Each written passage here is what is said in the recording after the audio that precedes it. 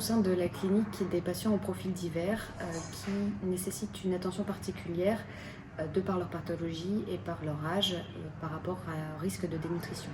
En effet, plusieurs articles scientifiques ont permis de mettre en avant que le temps d'hospitalisation et les pathologies associées augmentaient le risque des patients au niveau de la dénutrition.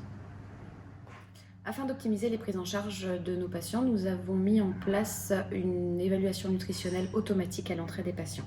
Celle-ci nous permet d'adapter au mieux les menus, les régimes et la prise en charge au niveau nutritionnel des patients.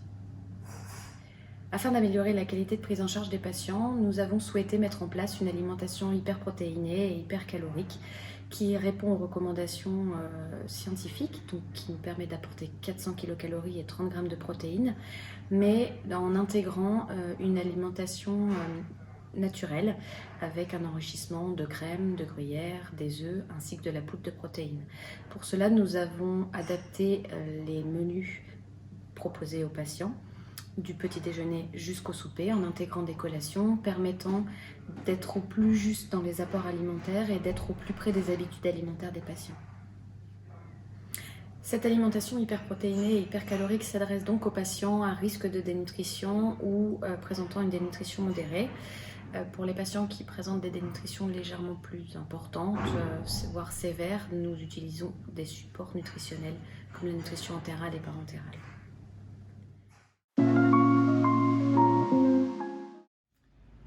Au sein de la clinique Bois Bougie, depuis 6 mois maintenant, nous avons développé les régimes hyperprotéinés et donc nous les avons incorporés dans les collations pour la patientèle en dénutrition. Ensuite, donc, nous avons développé 4 recettes à la base. Nous avons ajouté donc, de la poudre hyperprotéinée dans quelques recettes très basiques qui étaient donc des cakes, des madeleines, que des petits biscuits très faciles à manger. Et puis petit à petit, on a réussi à l'incorporer dans un plus grand nombre de recettes et réussir à avoir vraiment quelque chose d'assez éclectique. Et pour ce faire, donc, nous vous proposons quelques petites déclinaisons pour se rendre compte du travail qui est effectué.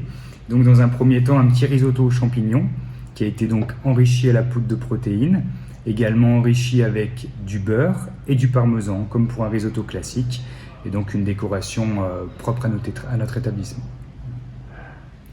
Dans cette deuxième déclinaison, je vous propose donc un cake aux agrumes confits.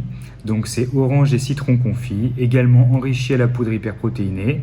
Nous avons dû modifier un petit peu la recette pour pouvoir inclure suffisamment de poudre protéinée pour répondre aux besoins énergétiques des patients en dénutrition, avec un résultat plutôt très satisfaisant.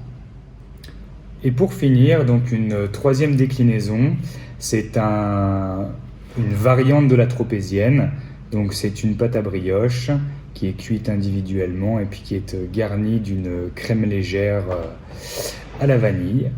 Donc dans cette recette, la pâte à brioche n'est pas enrichie pour garder quand même un aspect du développement à la cuisson de la pousse qui soit satisfaisant. Nous avons enrichi uniquement la crème légère et le résultat est aussi plutôt cohérent avec les attentes.